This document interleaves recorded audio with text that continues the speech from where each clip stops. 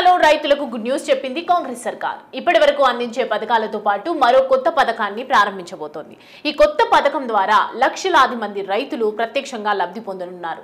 ఈ లబ్ధి చేకూరాలంటే రైతులు ఎలాంటి రూల్స్ పాటించాలో ఇప్పుడు తెలుసుకుందాం. తెలంగాణ ప్రభుత్వం రైతు సంక్షేమం కోసం అనేక కీలక నిర్ణయాలు తీసుకుంది. ఇప్పటికే రైతులకు పెట్టుబడి సాయం కింద రైతు బంధు, రుణమాఫీ లాంటి గొప్ప పథకాలను అమలు చేస్తోంది.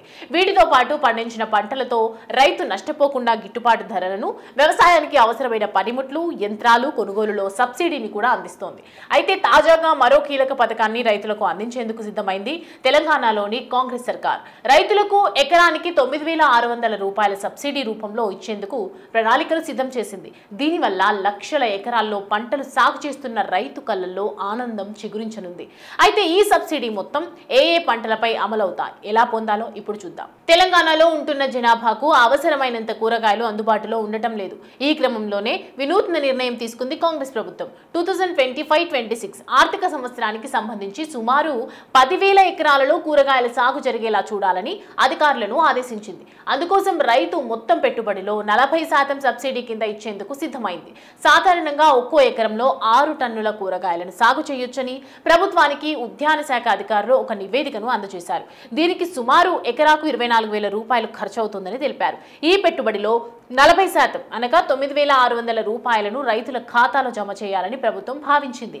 దీనికి సంబంధించి తక్షణమే కార్యాచరణ చేపట్టాలని అధికారులను ఆదేశించింది ప్రభుత్వం.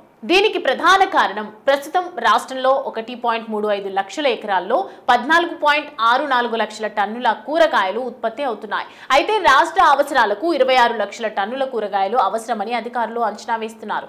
ఈ లోటును భర్తీ చేయడానికి, రైతులను ప్రోత్సహించడానికి ఈ పథకాన్ని ప్రవేశపెట్టినట్లు తెలుస్తోంది.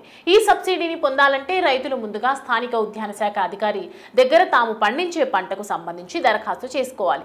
ఇలా వచ్చిన దరఖాస్తును పరిశీలించి రైతుల జాబితాను తయారు చేస్తారు. ఆ తర్వాత ఉద్యాన శాఖకు సంబంధించిన నర్సరీల నుంచి లేదా గుర్తింపు పొందిన నర్సరీల నుంచి విత్తనాలు, ఎరువులు కొనుగోలు చేయాల్సి ఉంటుంది.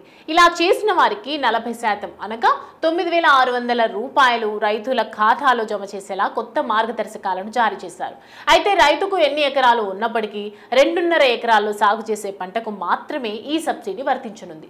ఉదాహరణకు 5 ఎకరాల్లో కూరగాయలు సాగు చేస్తే అతనికి 2.5 ఎకరాల సాగుకు మాత్రమే సబ్సిడీ వర్తిస్తుంది.